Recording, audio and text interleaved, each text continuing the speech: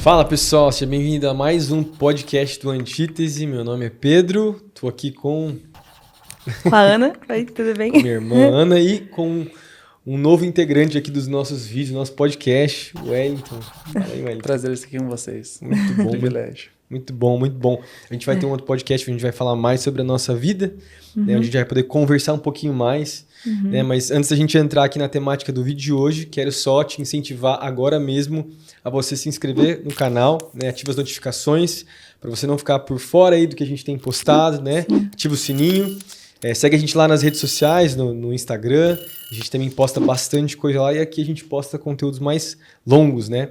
E o vídeo de hoje, agora entrando na temática do vídeo, é apologética para a vida, ou para a vida toda. Né? Se a apologética ela é importante para nós como cristãos, ela é importante para todos os cristãos ou é só para um grupo seleto de teólogos, de filósofos ou de pessoas que fazem parte da academia? Né? A gente vai conversar sobre essa temática. Eu sei que a gente posta bastante coisa lá no Instagram, a gente acaba falando sobre esse assunto. E a nossa página do Antítese é uma página de apologética, cosmovisão, fala sobre outras temáticas, mas também é sobre isso. A gente quer falar sobre isso hoje, então, sobre essa temática, apologética para a vida toda. E aí, apologética é para a vida toda, é para todo mundo ou não? Quem começa aí? Vai lá, Wellington. Você que é da academia?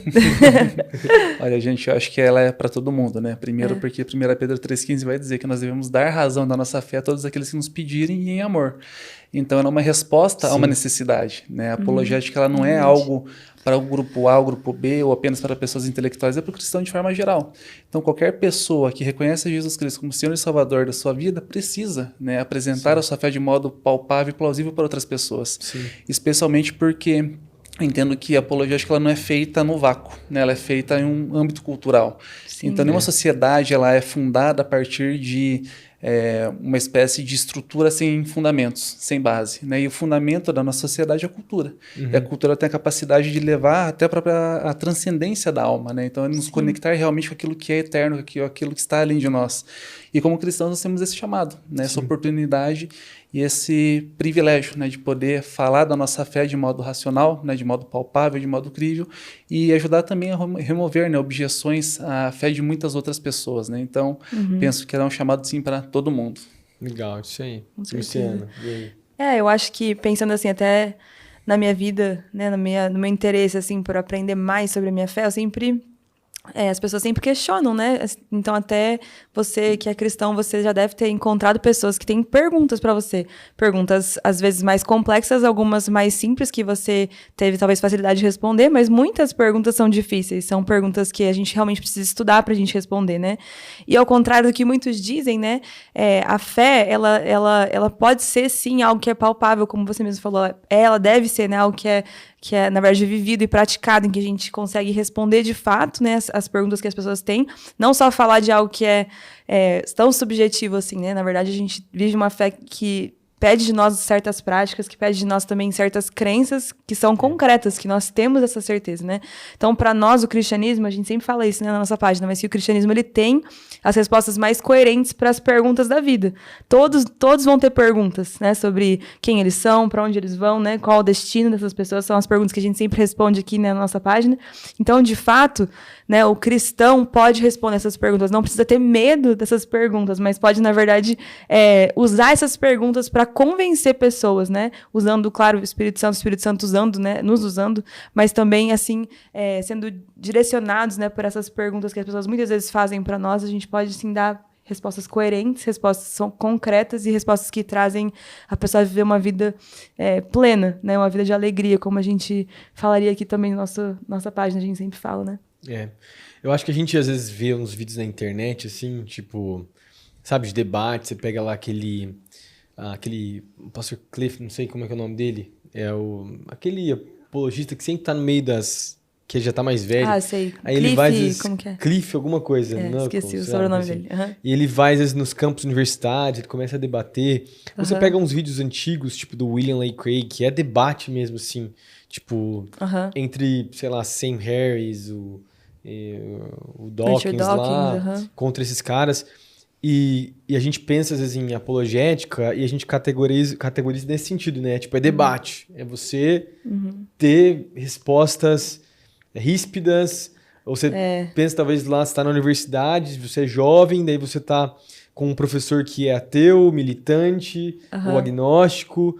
E daí, cara, você vem, fala um negócio, e daí começa um embate lá. Mas o ponto é, a apologética não é sobre isso mesmo, né? É o que o Wellington falou, né? O que você também falou, Ana. E é algo simples para a vida. E eu também creio numa apologética também que vai de encontro às dúvidas dos nossos corações.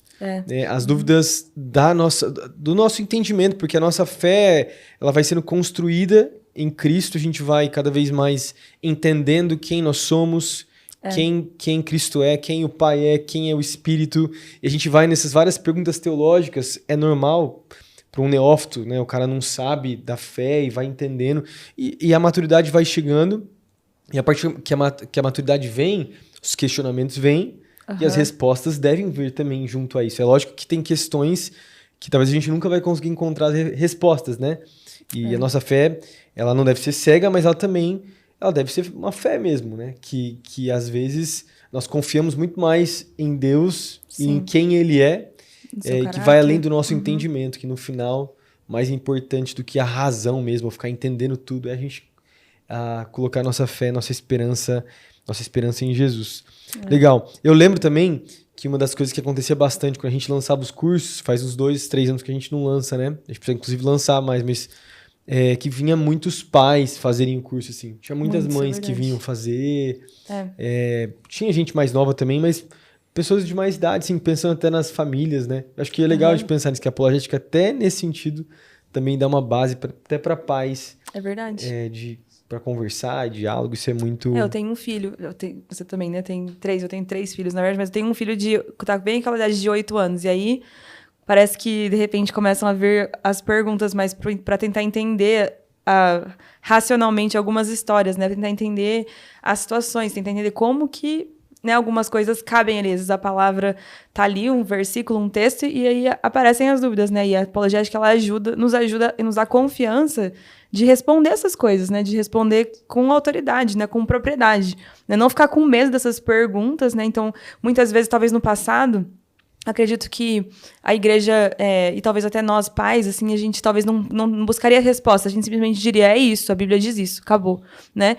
Mas eu acho que é muito mais interessante a gente dar uma resposta para os nossos filhos, né, para os outros jovens, adolescentes que têm dúvida, né, que Deus não tem medo das nossas dúvidas, mas Deus quer que a gente responda essas dúvidas da maneira como a palavra nos ilumina, né, e nos leva a responder. Então é muito legal ver a apologética sendo essa... De maneira mais simples. Sim, e também nos dando essa força para responder como cristãos, assim, essa confiança de responder, crendo que a nossa resposta é coerente, né.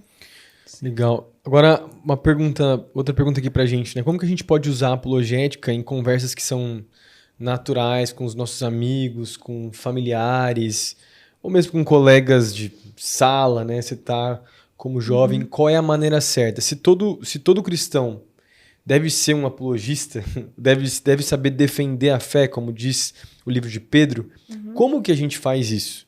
Né? Como que a gente deve se posicionar? Né?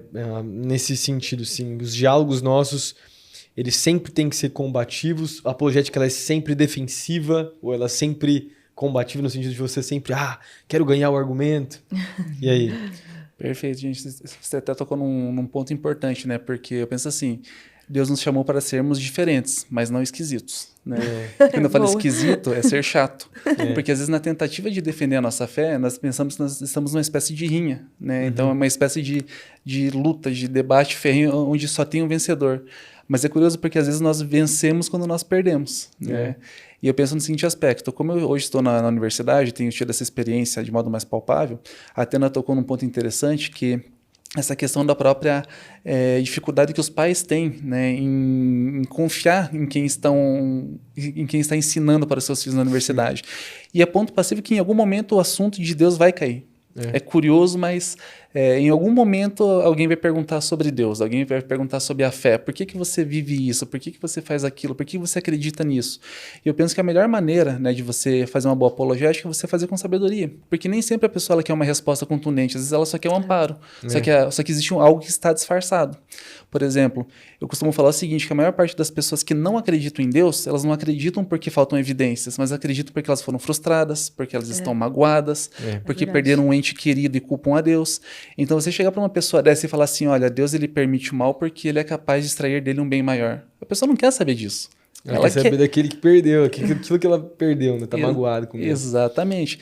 Então, eu penso que a boa apologética, ela parte disso. A parte de você entender o contexto em que você se encontra, né? E você ter o discernimento de você falar assim, olha, esse é o momento de eu realmente fazer uma defesa um pouco mais contundente. Outras vezes, é você jogar as cartas na mesa, né? Você falar assim, olha, eu entendo que a crença em Deus, como a Ana bem disse, né, agora há pouco, que nós temos muitos bons argumentos para a existência de Deus. É jogar a carta na mesa, mas quem vai decidir se vai acreditar ou não é a pessoa. Então, ser muito incisivo, você afasta as pessoas. Eu gosto de pensar que a apologética ela é mais ou menos como um caminho e uma estrada toda cheia de entulhos. Então, você tem uma pista que vai de um ponto onde você se encontra até o final dela, e você vai encontrar ali árvores caídas, carros atravessados, sujeira, entulho, e você vai limpando. Mas quem vai fazer esse caminho é a pessoa.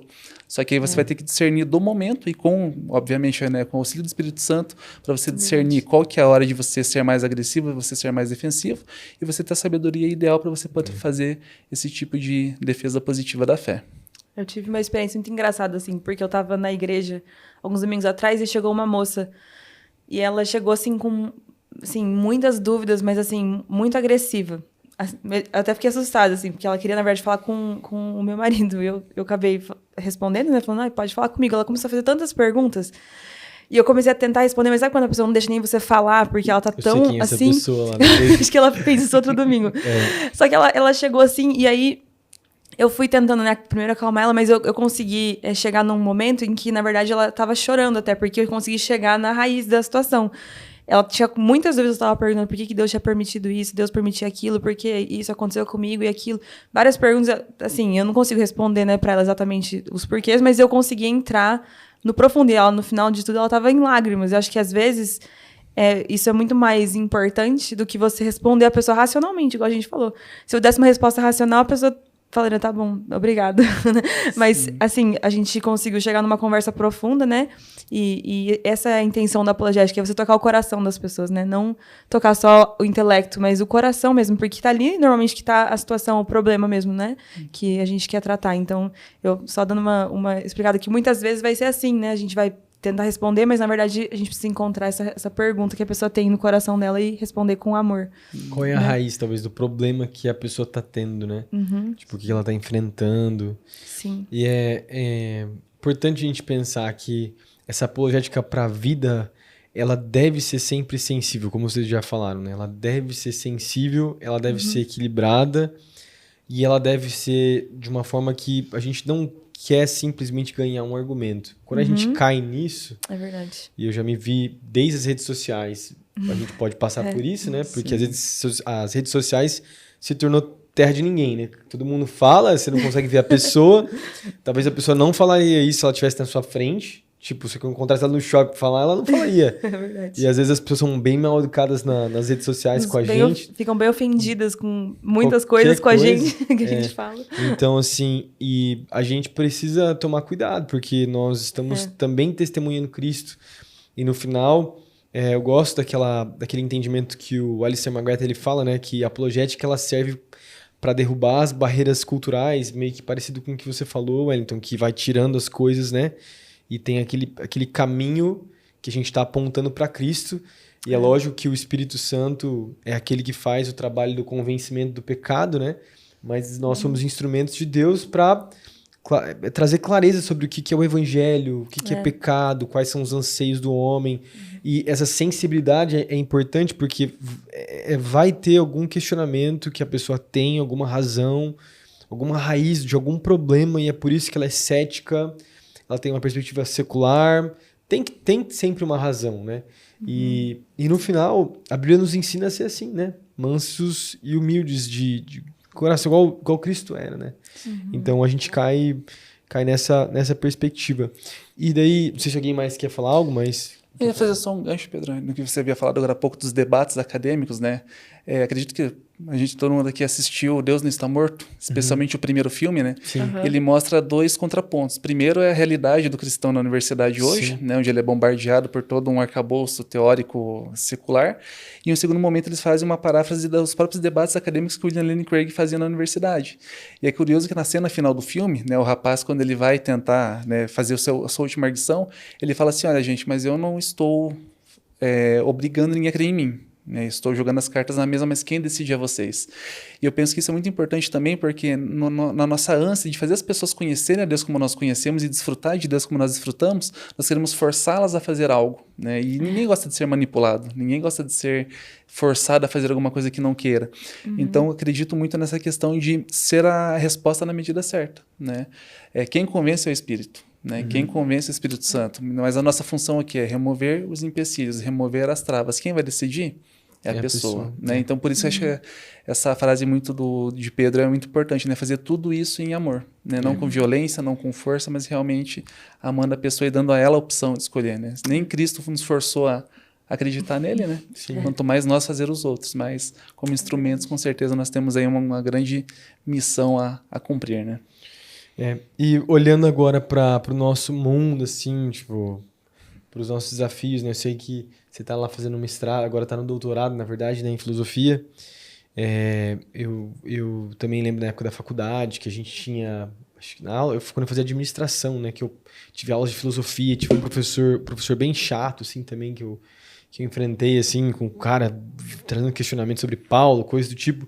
Quais seriam, acho que, os maiores desafios que a gente vive hoje no nosso tempo que se enquadram tanto nessa área de apologética para o dia a dia, não precisa ser necessariamente uma coisa acadêmica, né? Mas também pode ser... Quais seriam os desafios mais... a fé cristã que a gente tem hoje no mundo? O que vocês acham? O que vocês acham? Talvez o secularismo, relativismo, talvez. São coisas que... O relativismo é um grande, porque a gente removeu a ideia da verdade como algo absoluto, então, se a gente já não tem absolutos, então, aí, pra gente tentar provar que existe a gente tem que provar pelos frutos da vida das pessoas que a vida, por exemplo, uma vida moral, né, ela bíblica, assim, né, então vamos colocar um contraponto, assim, pensando, né, do casamento. Então, se o casamento bíblico, né, aquilo que Deus fala que é bom do casamento bíblico, como que a gente prova que essa é a maneira correta de se fazer um casamento? As pessoas lá fora não acreditam mais nisso, essa verdade já foi removida, né? Então, as pessoas creem que a junção de 2 pessoas que se amam, seja elas do mesmo sexo ou, né, só não precisa nem do casamento em si, né, como as pessoas enxergam isso como só um papel, algo assim. Então, essa dificuldade daí de convencer as pessoas de que existe uma maneira melhor de se viver, uma maneira mais plena, uma maneira que é melhor para elas, né? Porque a gente sabe que os frutos disso estão ali também, a gente consegue ver pelos dados, mas também demonstrar, falar que isso é a maneira como a Bíblia ensina, né? Então, acho que quando você remove os absolutos, aí você tem dificuldade de trazer essa ideia de que existe algo bom, algo melhor, porque a pessoa pensa, mas isso é o que eu quero é o melhor para mim, né? Então, acho que é a minha verdade, né? O que eu penso que é a verdade para mim. É algo muito difícil de debater, né? Como que você debate, né? Que a pessoa fala, é minha verdade. Essa não é a sua verdade. Enfim, é meio difícil. Né? Nesse ponto concordo muito com a Ana, né? E vou até um pouco além na questão de que o ser humano ele quer viver tudo sem Deus, né? Ele quer ser o seu próprio Deus. É como a ideia do Übermensch, né? Do Nietzsche, né? O super-homem, que é aquele que vai criar os seus valores, os seus princípios morais, porque para ele Deus não existe, né? Deus pode ser descartado. Só que como você perguntou, né? Se a verdade é relativa, a própria afirmação ela é verdade? Então, assim, você vive de verdades parciais e relativas, onde você vai viver aquilo que você até então acha que é um bem, mas depois você descobre que é um mal, daí você vai para um outro suposto bem, descobre que é mal de novo, um suposto bem, descobre que é mal de novo, e sempre patina nisso. Só que nisso o orgulho humano não quer se curvar a reconhecer, não, eu preciso de um Salvador, eu preciso de um Deus, né? Eu preciso realmente mudar a minha vida, eu preciso de um Salvador que me livre, né, dos meus próprios pecados. Então, eu acredito que o maior problema da nossa geração é esse, né? É demonstrar que a nossa necessidade, né, de termos um Salvador, mas, acima de tudo, de reconhecer quem nós somos sem Deus, né? Porque desde que as amarras morais cristãs foram desatadas, o ser humano ele só só vai de ladeira abaixo, mas ele não quer reconhecer. Então, eu gosto de pensar assim, hoje a nossa sociedade está caminhando, andando em um caminhão sem motorista. Mas tá todo mundo falando assim, não, tá tudo bem, tá tudo certo, uma hora vai parar. Agora, como, de que jeito, a gente não sabe. Né? Então, esse resgate do coração humano a partir das verdades bíblicas, penso que é a grande solução para isso tudo, né? É engraçado a gente pensar que tipo, o relativismo, ele se encaixa com a perspectiva de idolatria que a Bíblia ensina, né? Que o ser humano é sem Deus, né? Essa relativização, seja da moral, da ética, né? Ou em todos os aspectos da vida, ela já existe há muito tempo. Sim. Quando Paulo vai falar em Romanos, capítulo 1, ele descreve o que aconteceu com a humanidade quando ela deixou Deus. E daí ele começa a descrever a perversidade que os seres humanos foram caindo, né? Práticas imorais e perversas e trocarem os tipos de amor que ele vai descrevendo e Paulo está fazendo uma descrição exata do que acontece com o homem sem Deus, que é o homem que decide por si só o que é certo e errado, entroniza isso no seu coração e vive o tempo todo mudando de ídolos, né? Tipo, uma hora tá com uma coisa, isso é verdade pra mim, é assim que eu tô agora, é assim que eu me sinto, é assim que...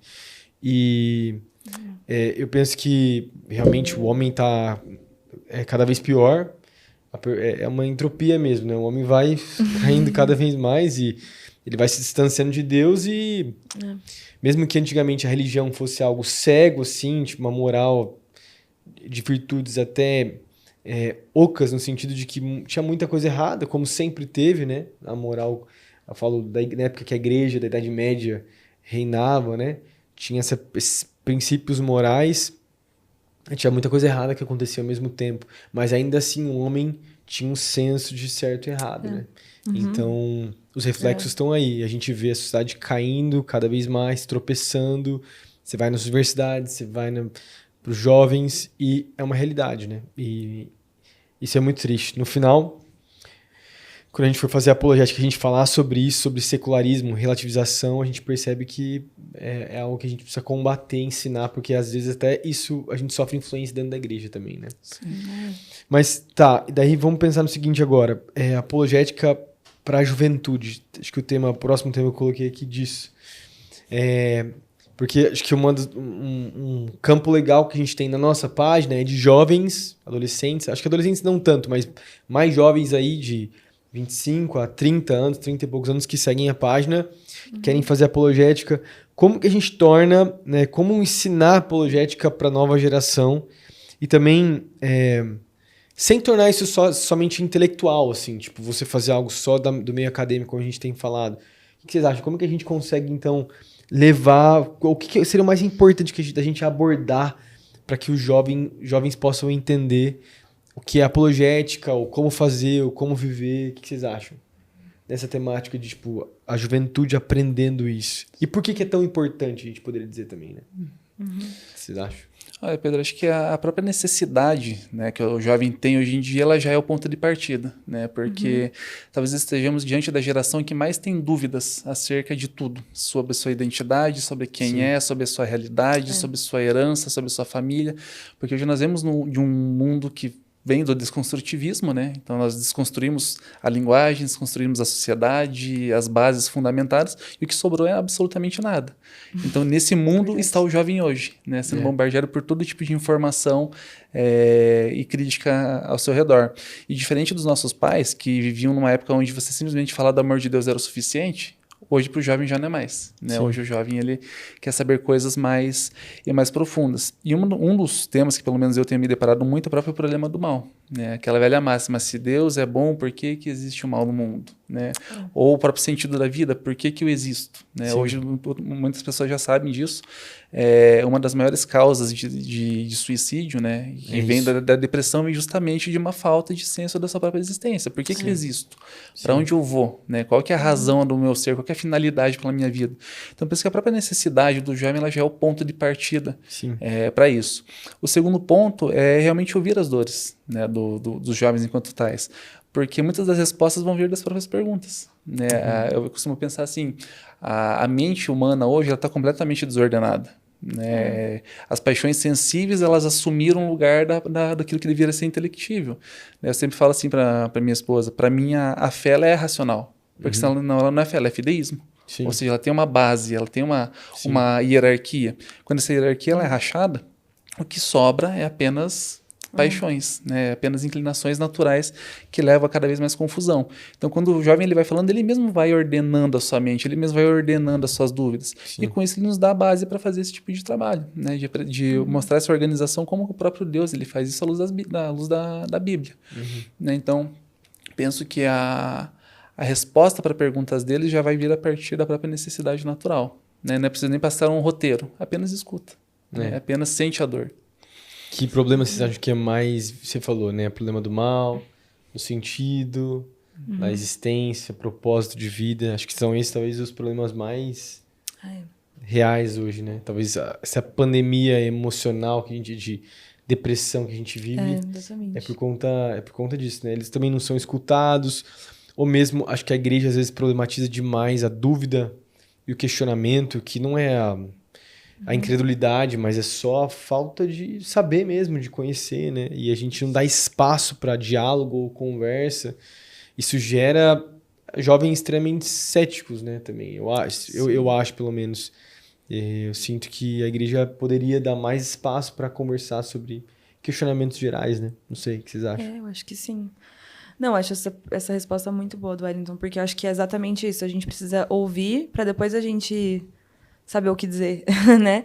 Ao invés de ir pregando para as pessoas, a gente precisa saber as necessidades delas, né? Então, cada vez mais os cristãos precisam estar com esse coração, né? Assim, infiltrados na sociedade, percebendo, né?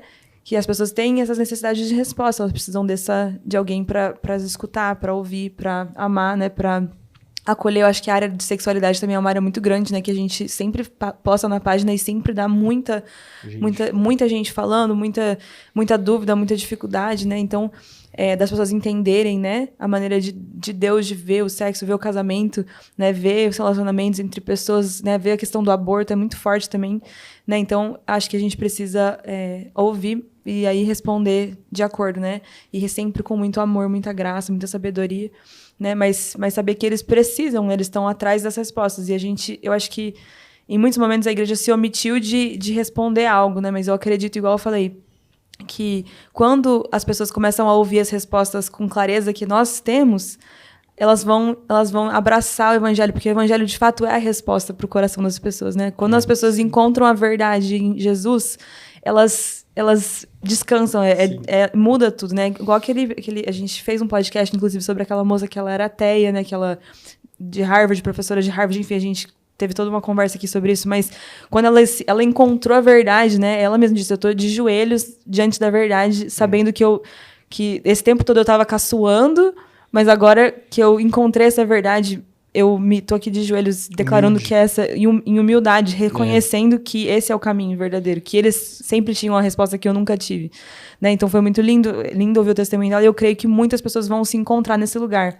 né? De quando perceberem Jesus como a resposta, eles vão se curvar, vão se humilhar, porque vão responder, porque o evangelho é irresistível, né? Assim, quando você escuta de verdade, quando o seu coração está aberto, né, a mensagem ela transforma realmente as nossas vidas, né? E eu acho que tem outro porém, assim, que é a internet deu voz para muita gente e deu acesso a muita gente também, assim, de escutar qualquer tipo de informação. Sim. Então, se a igreja não falar, se a nova geração não escutar da gente, eles vão escutar em algum lugar. É verdade. As vozes da cultura, as vozes do relativismo, das ideologias que a gente está falando aqui, as vozes de perspectivas, né, completamente contrárias ao evangelho vão ser fortes se a gente não aprender a escutar, conversar, e ensinar eles mesmos sobre essa importância de viver a apologética, saber defender a fé, saber o que crê, por que crê, né, e como viver a vida cristã.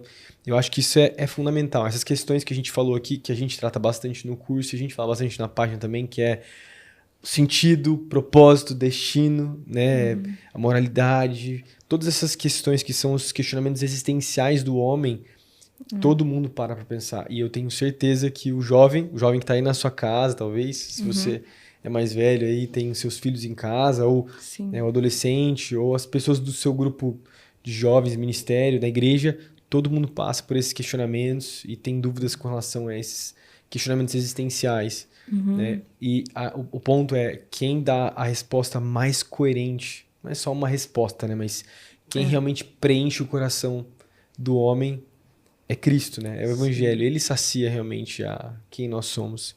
Sim. Isso precisa fazer sentido para nós. A gente precisa também entender e viver debaixo dessa verdade também, né? Você trouxe até um ponto interessante, Pedro, que você falou, né, parafraseando sua fala.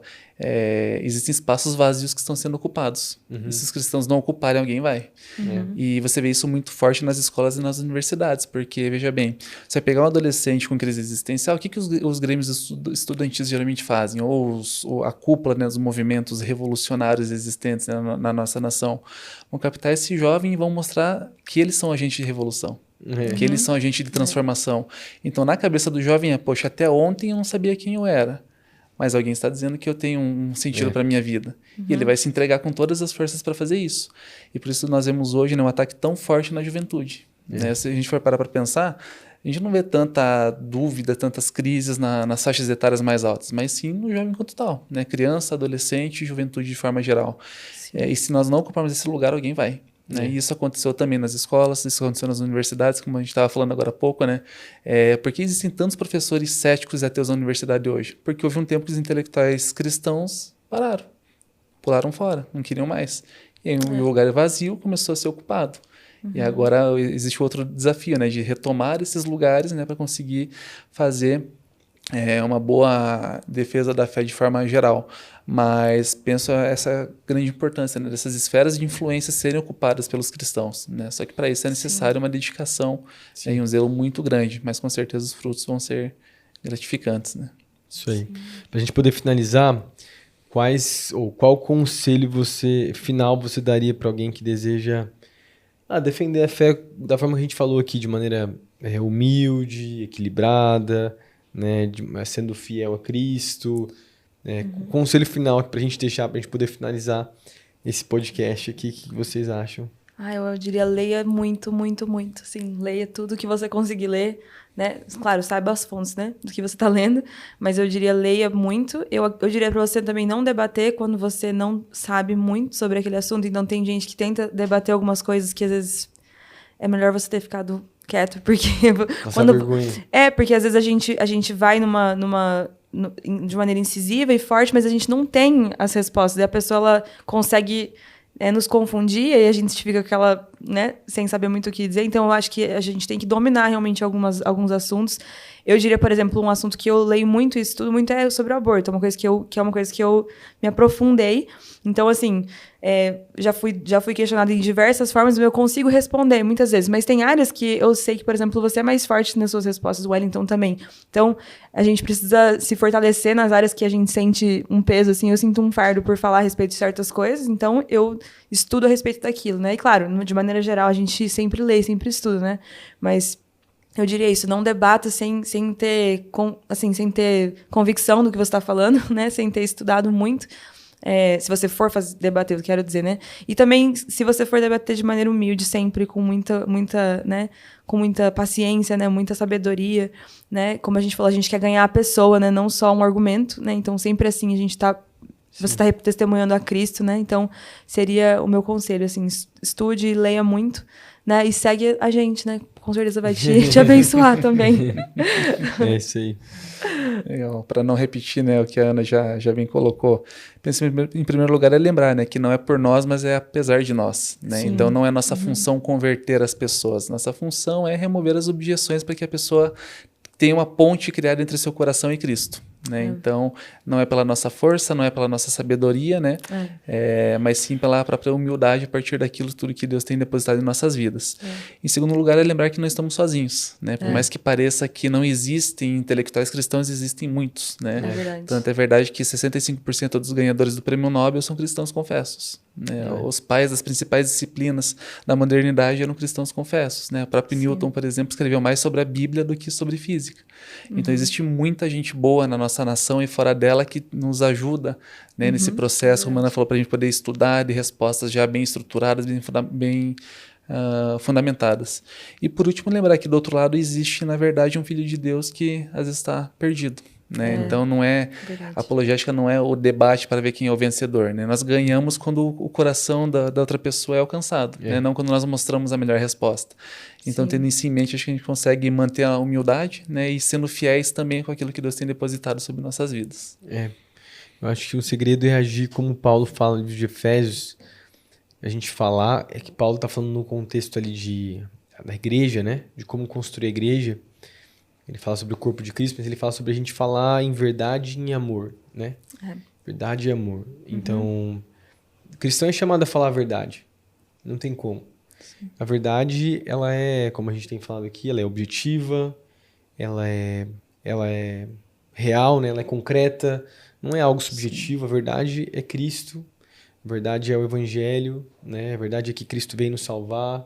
A gente precisa falar a verdade, mas mas se nós falarmos a verdade para as pessoas sem o amor, né, por isso que essas duas palavras elas estão diretamente ligadas, associadas, não tem como, você não pode falar verdade sem amor, você está sendo ríspido, mal educado, grosso, e você vai acabar com a pessoa. Se você for só amoroso sem falar a verdade, você vai deixar a pessoa na condição dela e não vai falar nada. Então a gente precisa das duas coisas acontecendo para a gente poder exaltar, levar as pessoas a Cristo, né? Então, nossa forma de fazer apologética deve ser como Pedro fala, né? De maneira equilibrada, mansos, né? A gente precisa ter cautela na nossa forma, sempre defender e conversar, não para ganhar argumento, como você falou, não para a gente poder... a gente ganhou argumento, mas ganhou um inimigo também. Um inimigo um inimigo da igreja, um inimigo meu. Não, eu quero, tá ali uma pessoa que não é minha inimiga. Meu inimigo é o diabo, né? E as forças do mal. Aí, no final tá ali uma pessoa que Cristo quer salvar, né? Então, e a gente precisa ter esse entendimento e coerência na nossa forma de falar. Apesar de ser difícil às vezes, né? É difícil, com certeza. Às vezes dá vontade de você pegar no pescoço da pessoa. Né? Se estivesse por dentro da tela lá e pegar a pessoa, igual no antítese aqui a gente vive. Mas é isso aí, pessoal. Considerações finais, mas alguém quer falar algo? Certo. Nada a declarar. Legal, isso aí. Então, esse foi a apologética para a vida toda, de maneira comum. Nós cremos que a apologética não é para um grupo seleto de teólogos, de, pesquisadores, de acadêmicos. A gente crê que a apologética ela é para a igreja, né? Ela é para todos nós.